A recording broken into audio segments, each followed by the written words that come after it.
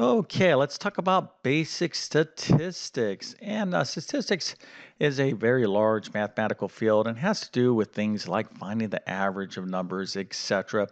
And what we're looking at here are some very basic statistical terms. We have the mean, median, and mode. And we're going to want to find the mean, median, mode given this set of information.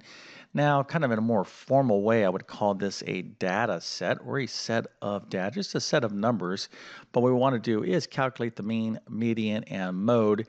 And these are what we call measures of central tendency. Okay, now if you just kind of listen to that phrase again, central tendency, it's like, hey, we have some values here, some data, and we're trying to get a sense of the central tendency of this information. And there's different concepts we can use, different mathematical kind of tools we can use to get a sense of that. And of course, we're talking about the mean, median, and mode, and these are measures of central tendency. So if you think you can actually calculate this, and by the way, I would really encourage you to do this without the aid of a calculator. Now, a lot of you are looking at these fractions and you just, get very upset about that. You're like, what are you talking about? No calculator? I don't want to deal with these fractions. Well, listen, try to see how well your fraction skills are. Put that calculator away and go ahead and calculate the mean, median, and mode.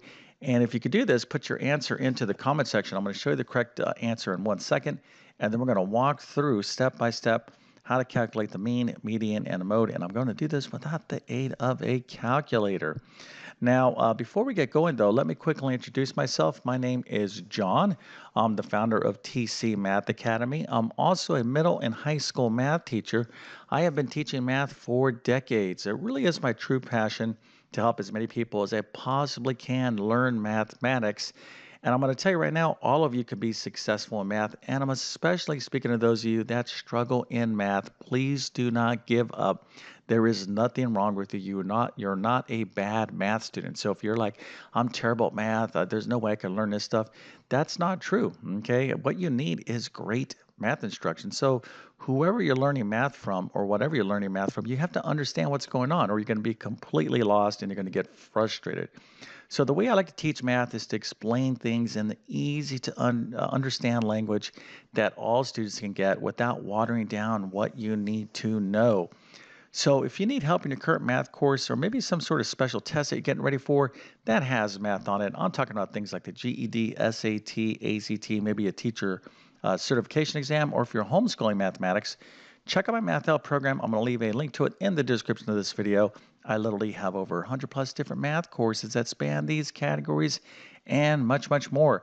I'm also going to leave links to my math notes in the description as well. If you truly want to be awesome at math, you must be a great note taker. There's just simply too much information in mathematics just to kind of like watch and hope you remember. So you can use my notes as you improve your notes if you want. And if this video helps you out, don't forget to like and subscribe as that definitely helps me out. Okay, so let's get into the mean, median, and mode. And here is our data set. Again, we're going to want to put our calculators away. But if you used your calculator, you're going to have to do a little bit of conversion here to see if you got the right answer. So the mean, okay, is 329 over 480. And you can see here, I have the average. So the mean is the same thing as the average. So if you were wondering about that, well, there you go. Okay, so basically, I could have just said, hey, find the average, but here it is. Now, again, if you used your calculator, you're going to have to just take this numerator divided by the denominator, and you'll get some sort of decimal, and you can see if you got the equivalent answer. The median is 37 over 48, and then there is no mode. Okay, so of course, we're going to explain this step by step. But if you happen to get this right, let's go ahead and celebrate by giving you a nice little happy face, an A plus, a 100%, and a few stars so you can tell your friends and family that you understand some basic measures of central tendency in statistics. I'm pretty sure they would be very impressed by that. So before we get started, though, let's just look at these terms, mean, median, and mode. Students often confuse the mean and median.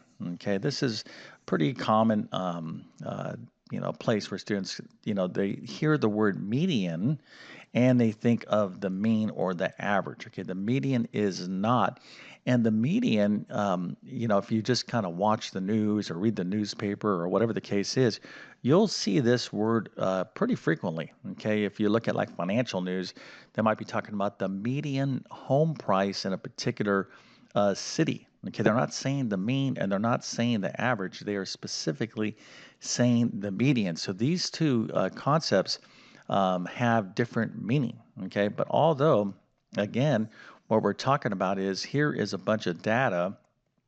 We're trying to get some sort of sense of the central tendency of this information. Okay, so in other words, let's say here's a bunch of students in a class, right? And let's say the average test grade was, oh, I don't know, let's say 82%.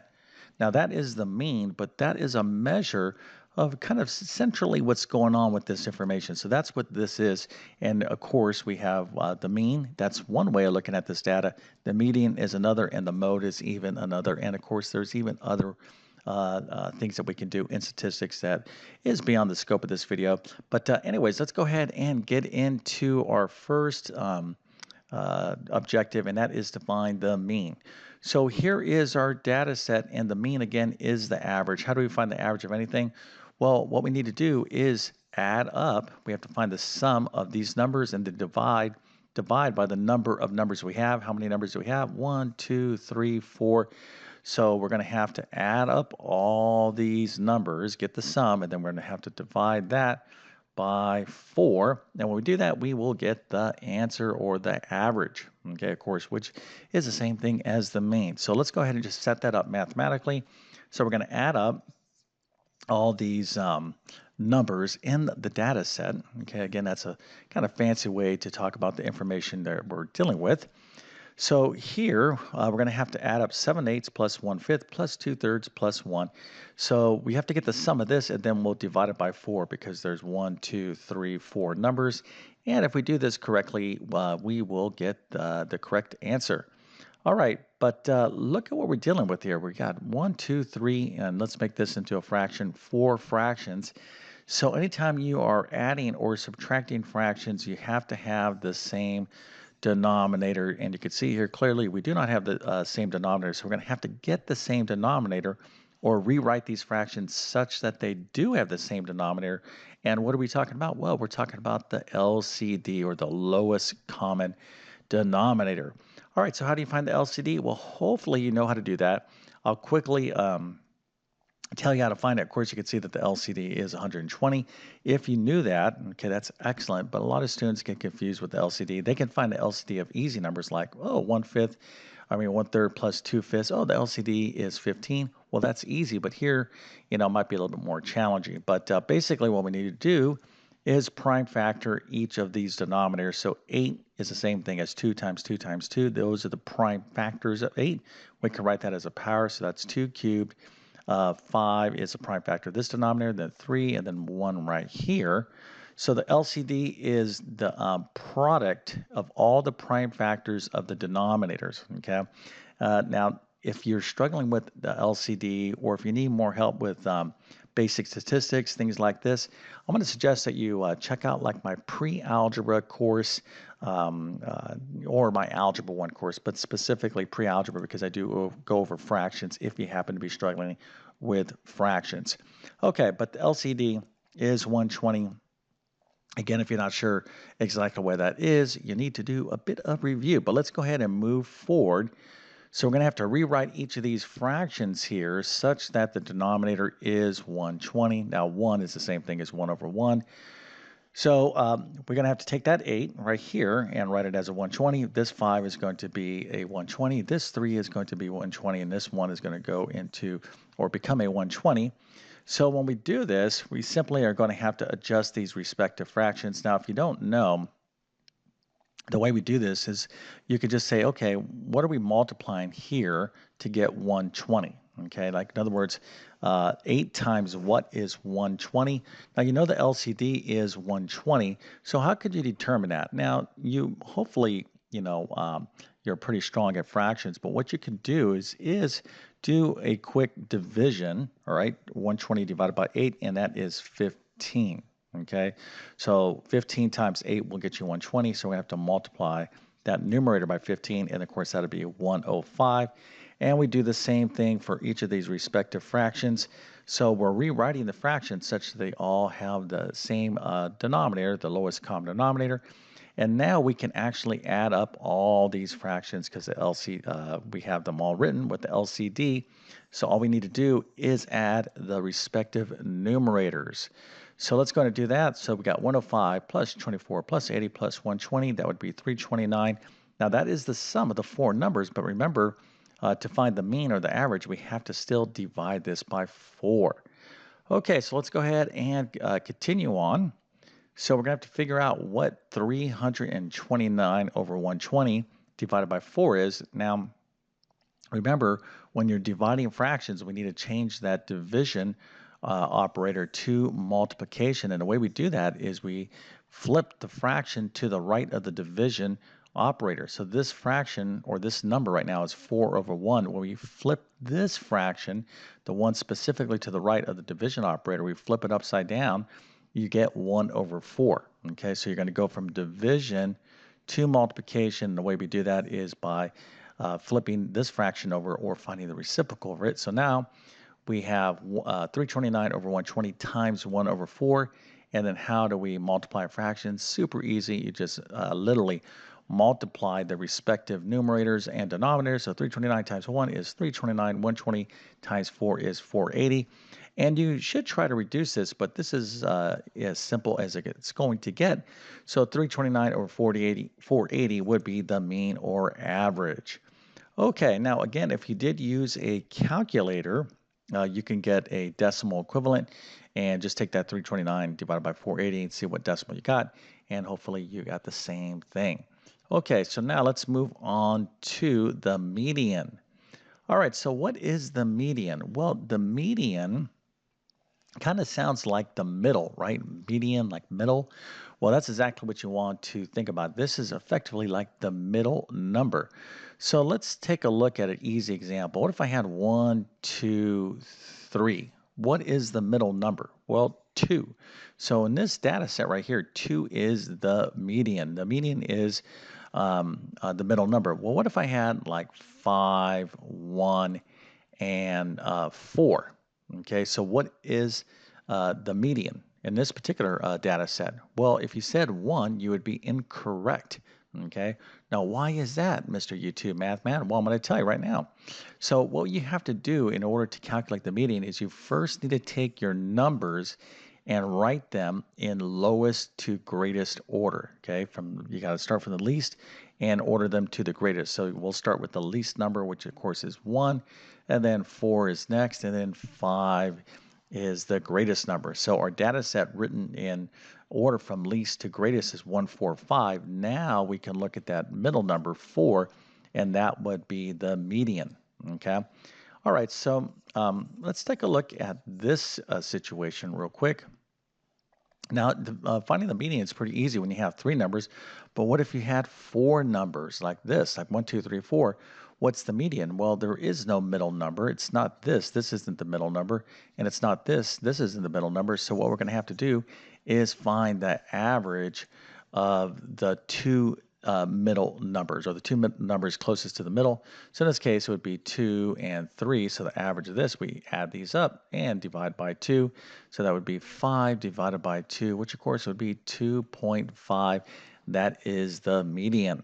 Okay, so anytime you're dealing with an even number of pieces of information in your data set, you're going to have to find the average. But before you do that, you're going to have to order these numbers from lowest to highest. So let's go ahead and do that right now. So again, we're dealing with fractions, and you're going to have a good, some number sense on the value of fractions. So one way you can determine which is the highest and lowest fractions. Let me just tell you, this 1/5 is the lowest, and then 2/3 is the next number in line here, because we're ordering from lowest to highest, and then 7/8, and then 1. So if you just didn't know that by looking at these fractions, what you could have done, because we did this work up here, right? This is a lot of work. You could see that, okay, 7/8 is the same thing as 105 over 20, okay? And 1/5 is the same thing as 24 over 120. 2/3, the same thing as 80 over 120. So you can just compare the numerators, right? Because they have the same denominator.